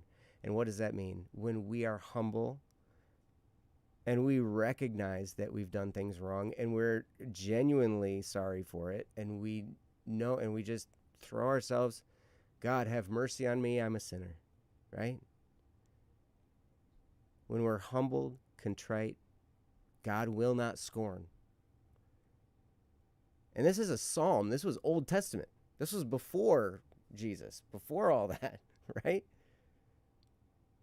And it even talks about before that, God does not desire the sacrifice. He doesn't want those animal sacrifices and all that stuff. What he desires is the contrite spirit, the humble heart. And if you have that, man, I would say you're in a really good spot. And I wouldn't think you'd have much to worry about. I think you could rest pretty well assured that you are on the right track if you maintain a level of contrition and humility and understand, hey, God is God. He created everything. He created me and everything around me out of nothing. I can create stuff, but I gotta use stuff to make stuff, right? Like God took nothing and made it. But yeah, Psalm 51, I'm telling you, you read through that. I have wept while reading through Psalm 51 before, because just feeling the gravity of the things that I'd done wrong. And come through and been in a lot better spot afterward. So anyway, Garrow, hopefully some of that is helpful. I'm turning it back over to Ryan now. But yeah, I could talk about this topic for a long time. I've studied so much. I had to study a lot because I came into the Catholic Church a few years ago, coming from a Protestant background. And so I had a lot of questions. So I was a pretty devout Bible Christian. Ryan knows. We had some serious debates. Yeah. You and Kyle even more. Yep. And I had to wrestle with every issue. It seemed like, and not just had it explained to me, like I had to wrestle with it in my brain. And so I had to really get into the nuances of everything. And so I could talk about this forever. So I'm going to stop and hand it back to Ryan. So, Ryan. Yeah, unfortunately, this isn't Theology Thursday, though. We do appreciate the religious nature of the topic. Yeah, absolutely. But And oh, by the way, yes, hey, welcome, Raka, Shay, time yeah. to DM Joe. Absolutely, guys. My DM's open on Discord. Please, I would love to hear from you. I think Princess put in the link. Yeah. I'm on Discord pretty much daily now. So I will get your message. And I go by my own name on there, which is weird, Joe Anderson. There we go. Thanks, Princess. Weirdo. No. I honestly use my real name for a lot of things that are online now too. Like, but I think you it's know, just when you Joe have Anderson a now. name that I don't people think know. I don't think I have the 0 for the O anymore. Yeah, I've replaced it now. You still keep changing your name, Joe? I did it. I haven't changed it in a while. Hey, Raka, You I haven't just saw changed it in a while. Is what you said last time when you changed your name. I know. I changed my avatar though. Well, it's still true. It's been a while. This is his tag because there's also a space in it. Yep, the number's the same though. Oh, okay. Anyway, go. I'm sorry, Ryan. Go ahead. Oh, it's all good. It's all good. No, I mean, it's an interesting thing because it's hard not to talk about religion when you're talking about death. Just because of the nature of it. It's going into the unknown. You know, if you're not religious and you think that when you pass, everything just goes black and there's nothingness for you, then that's fine too. It's hard to, in a topic like this, it's hard to explore that from that perspective, to give peace to it, because there's nothing more that can be said, and there's nothing more that can be done on Earth to secure anything, right? It's over when it's over, and there's nothing you can do, and so why worry about it?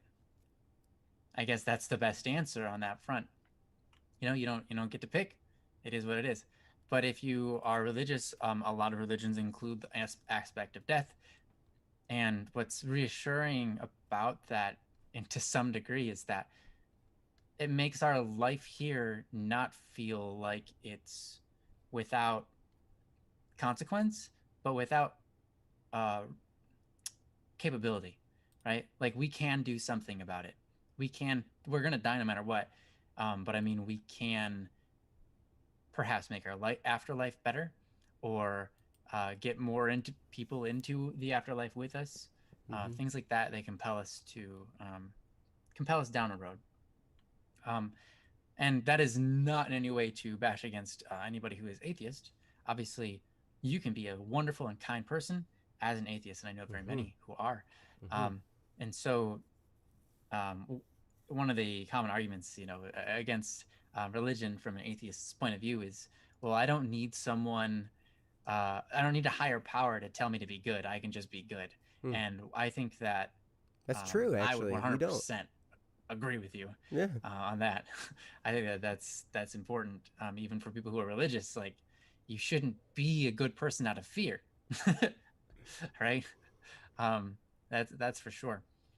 But yeah, so I apologize to anybody who might be offended by the religious nature of the topic, but hopefully no one was offended. It's a pretty normal topic, and I think that it's a philosophical topic as well as a religious topic. It's a topic wrestled by everyone in their lifetime at one point or another, and so it's a good topic to discuss and to think about, even on your own time, and come to your own terms with it. I think that, well, I hope that you come to peace with it, however it is that you get there, because reality is we all die, right? And oftentimes reality is far more pleasing than our imagination. And I don't mean because it sounds backwards, we daydream and we have all this great imagination, but also we have something we call anxiety and fear. Mm-hmm. And it is oftentimes that when we actually face those fears, the reality of the situation is far less drastic, intense, terrible, bad, whatever you want to call it, than reality, right? Our imagination is oftentimes way worse than reality, how it ends up. So with that, I hope that whatever way you can get to it, that you find peace with death, because I guess ultimately there's no reason worrying about it because you got no control. So you might as well be at peace rather than wrestling it with your whole life, Mm-hmm. or being afraid of it. I think that fear is good, and being afraid of death in the aspect of, hey, I want to live, I want to do more, is great. Being afraid of pain is a good thing, right? It keeps you out of traffic and etc. when you're trying to cross the road. It's a good thing. But yeah, I just hope that whatever religion you are, that you can find peace with death. And I think that because that's important, because it's gonna happen one of these days, and if not to you, someone else. So yeah. Now, So I Raka, encourage you to meditate more on your own time. What was that, Joe? Sorry. Raka just said, correction, most people die. Yeah, most people die. There have been a few that have been believed to have been ascended who have yes. Fair enough. But yes, just in case I win says, I myself am an atheist, so religious conversations often get a bit uncomfortable for me. Mostly because I'm not sure how to approach them without unintentionally saying something insensitive or offensive. And just in case I win, I really appreciate your sentiment, and I appreciate you bearing with us while we go through some of this stuff, because I can imagine it being uncomfortable. And one of the things in your statement that I appreciate most is that you are not sure how to approach them without unintentionally saying something insensitive or offensive. And I have that great fear as well when I'm talking with people of other religions, of other faith backgrounds and stuff like that. And obviously with atheists as well, it's, I don't want to offend anybody. I don't want to be insensitive. I don't want to, say anything hurtful, And so what I did was I took it upon myself to learn some of these religions, right? And not just do some studying online. Like I got on Audible. So I have a few friends who are Mormon, Latter-day Saints. So I got on Audible. I got the Book of Mormon. And then I was talking to a Mormon friend, and they were like, yeah, well, we also have Doctrine and Covenants and the Pearl of Great Price. And I'm like, okay, well, I'm getting that next. So I got that next. And, I went through all of it. I listened to all of it. And I found out that we agree on a lot of stuff. There's so much agreement in there. There's some stuff that's not, that we don't agree on. For sure. There was stuff that I had trouble wrapping my head around. But that's okay. There was a lot that we agree upon. And then now I just started the Quran. Because I have friends who are Muslim. And I want to understand their, so I'm like, what better place than their sacred documents, to try and get an idea of where they're coming from. So, I mean, I'm not telling you that you should definitely go read the Bible or the Catechism or anything like that. I'm not trying to point you in that direction. But your attitude is so refreshing because it's like,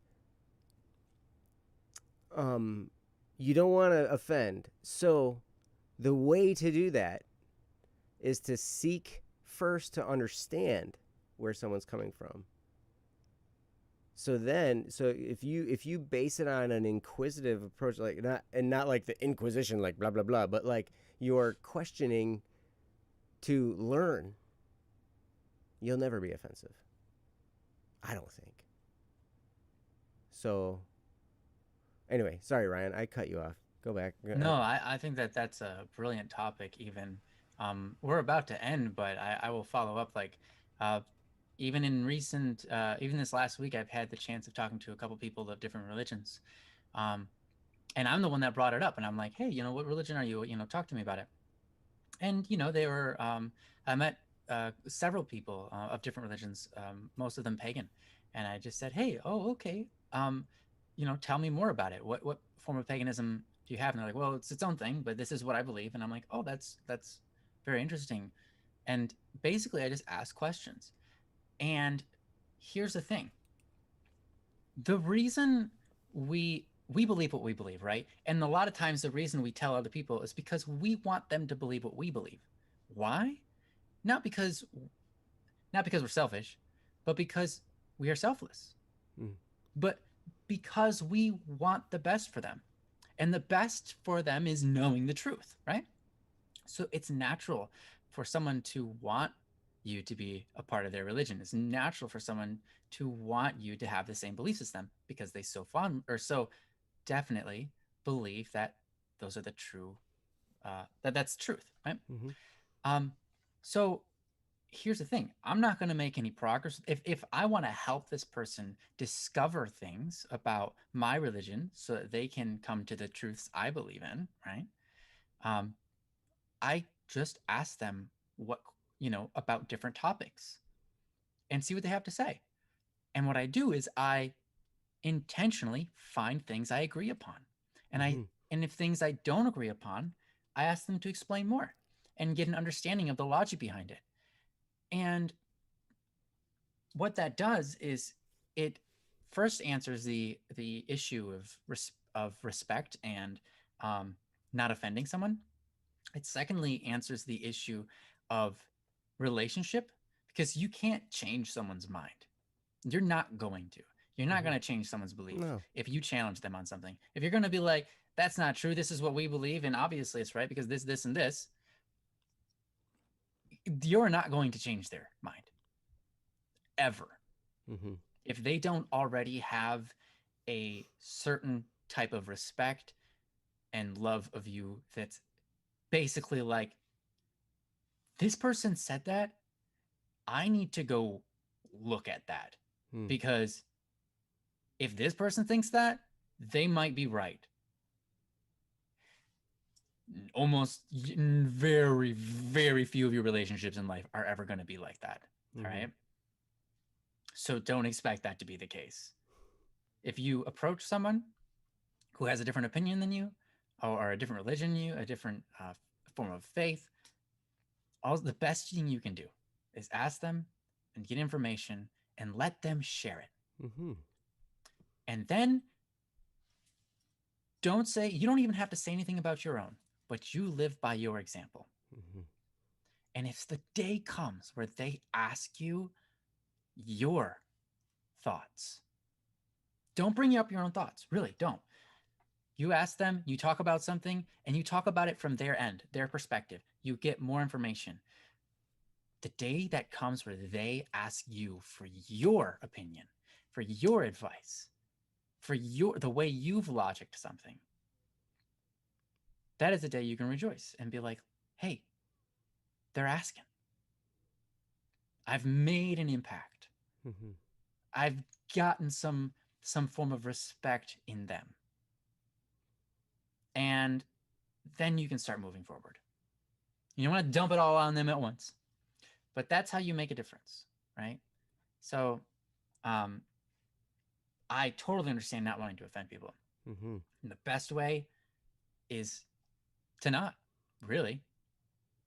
Don't get your emotions up about it, like, because there's no need to. A lot of times people aren't going to agree with you. It doesn't mean that they don't like you as a human being, right? Has nothing to do with who you are. It's just that they think that the logic works differently. Mm-hmm. And that's okay if they think that. That's totally okay. So Yeah, you know, we live in a culture where if you disagree with somebody, it means you hate them. Mm. And I'd like to put that lie to an end. Yeah, that's terrible. It's awful. We Mm-hmm. all agree. We've all seen it. We've all experienced it. Mm-hmm. And we all might have even done it ourselves. If someone doesn't agree with something we believe in and we're immediately offended or taken aback and like our emotions start to rise. Like, how dare you call me wrong about this issue? You guys have no idea how much I've studied this. I am definitely right. You know, we don't like being called wrong. But the thing is, you don't need to take offense. You don't need to get emotional about it. In fact, you're going to get a lot better of a result if you stand like a rock and say, you know, I'm not offended. That's totally fine if you think I'm wrong. You know? So, yeah. Thanks, Tara. Love you. But anyhow, yeah, I just kind of want to end on that note. I think that's a good and important thing to discuss. Mm-hmm. Because if we want the truth, right? That's why we share what we believe. That's why we talk to people about it. If we want the truth, then we're going to have to get to a point in our society where we can talk about this kind of stuff and not be offended. Right? It used to exist. There was a time where it did. Then there was a time that it didn't. And then there was a time that it did. And then there was a time where it didn't. You know, it goes back and forth. But it's dependent upon the culture. It's dependent upon how you guys think and how you shape your relationships. If you just straight out, flat announce that you're not going to be offended by any religious talk because you find it important to just seek the truth and you're open to learning from this other person, boom, you've just taken all of their ego and their emotions and put it against themselves. And they're going to have to swallow it real quick because they are going to be like, this person's good. Oh, I want to show and prove that I'm good too. Mm. You know, they're going to be like, dang, this person's solid. I need to prove that I'm solid like that. So I'm going to act the same way. So if you just approach people and you want to approach them about religion, you put that first and foremost, that you're not going to be offended by anything they say. And you just want answers because you just want to seek the truth and you're willing to learn. You put that out there and they're going to respond in kind 90% of the time. If they don't, ah, well, you lose some. That's okay, but you're going to win most. So I think that's really important if we can do that for our comrades in society who don't even know that you know, who struggle with this, because it's an easy thing to struggle with. But yeah. It is. You're absolutely right. Cool. And I love what you said. Learn. Yeah, I love you. I love you too. You're amazing. Awesome. I love you guys in chat. And I love you, Princess. You're amazing too. And yeah. Princess has given us due notice that we are overdue. We are. Yeah. And that was a while ago too. Now? Yeah, that was nice. like, hey, yeah, that's not bad. she left that. Nope, not bad. Reading Rainbow. Reading Rainbow. Wow, that's all right. Fantastic. Well, thank you guys so much for joining us for a show. And we hope you got something good out of it. We love you all, and we hope that you guys have a fantastic rest of your life. And we also hope to see you soon on our next Don't Worry Wednesday. But yeah. Thank you for supporting this show. We couldn't have this show without your support. That's absolutely true. Could not. That's 100% true. Yep. This show would be me and Joe talking to the air. Which we've done before. Oh, yeah, we're good at it. But it's still not a good show, you know?